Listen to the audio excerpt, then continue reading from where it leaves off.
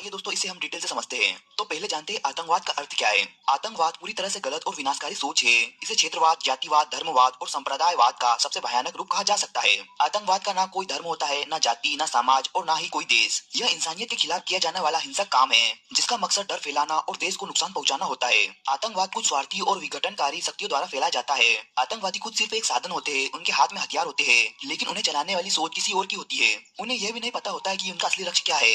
वे बस दूसरों के कहने पर काम करते हैं।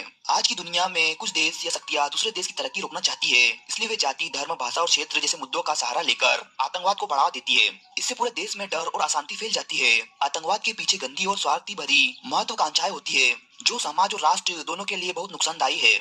भारत में आतंकवाद। भारत उन देशों में से है जो आतंकवाद से सबसे अधिक प्रभावित रहा है। समय समय पर आतंकवादियों ने देश की सुरक्षा और शांति को नुकसान पहुंचाने की कोशिश की है। 13 दिसंबर 2001 को भारत की संसद पर हुआ हमला पूरे देश को झंझोर देने वाला था। इसी तरह जम्मू कश्मीर विधानसभा पर भी आतंकी हमला हो चुका है। इन घटनाओं से यह साफ हो गया कि आतंकवाद भारत के लिए एक बड़ी चुनौती है। भारत के कई राज्यों ने आतंकवाद का दर्द सहा है। पंजाब और असम लंबे समय तक आतंकवाद और हिंसा की आग में जले।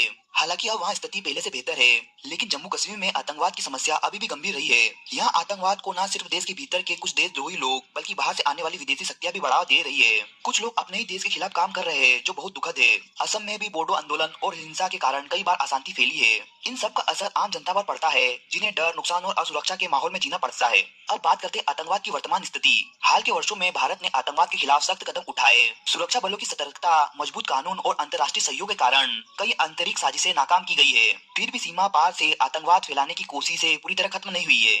जम्मू कश्मीर सहित कुछ संवेदनशील इलाकों में आज भी सुरक्षा बल सतर्क है। कुल मिलाकर कहा जा सकता है कि भारत में आतंकवाद एक गंभीर समस्या रही है, लेकिन देश इसे जड़ से खत्म करने के लिए लगातार मजबूत कदम उठा रहा है। आतंकवाद का कोई धर्म या देश नहीं होता, और इसके खिलाफ एकजुट होकर लड़ना ही इसका सबसे बड़ा समाधान है।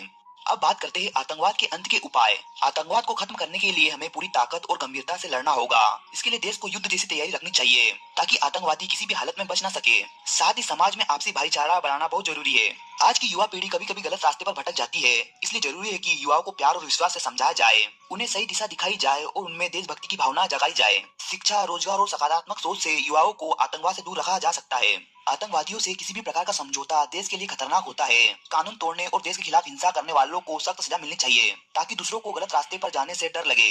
प्रशासन और सुरक्षा व्यवस्था को मजबूत और सतर्क बनना भी बहुत जरूरी है। पुलिस और सुरक्षा बलों को पूरा अधिकार दिया जाना चाहिए, ताकि वे बिना दबाव के सही समय पर सही फैसला ले सके। अंतर्राष्ट्रीय स्तर पर भी आतंकवाद को बढ़ावा देने वाले देशों के खिलाफ सख्त कदम उठाना